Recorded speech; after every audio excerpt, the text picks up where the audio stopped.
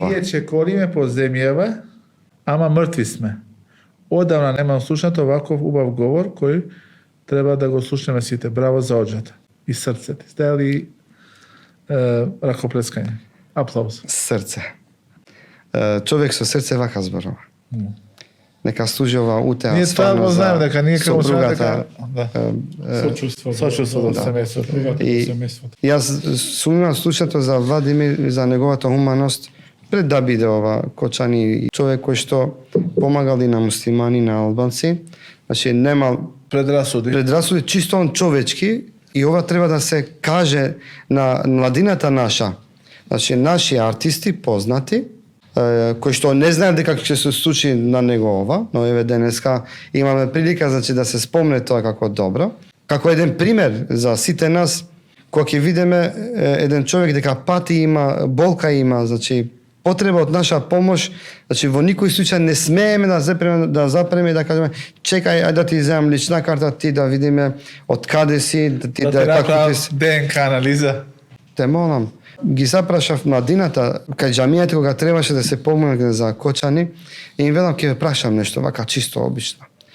Одиш по пат. Во Скопје имаме многу шахти, значи кои не се тука, како и да е. Тоа е многу опасно. И има уште места каде што нема шахти не. Паднал еден човек во шахта.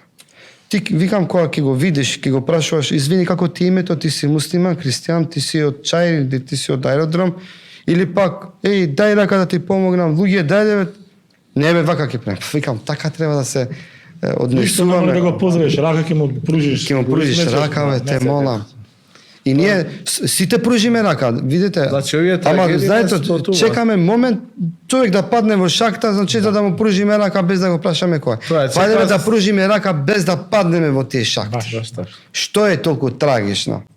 И да се помагаме, да се почитуваме. Случуваат случаи, си разбрал, си чул, ти паднал. Покрената е хуманитарна акција за некоја личност. Помогнеме таму, што е толку трагично. Еве го, значи од денеска меѓу нас не е више почитувањето.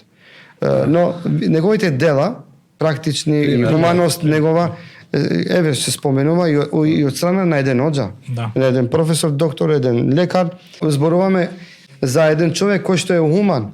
Никогаш не сум го сретнал лично, но сум го запознал од данего како еден човек со големо срце.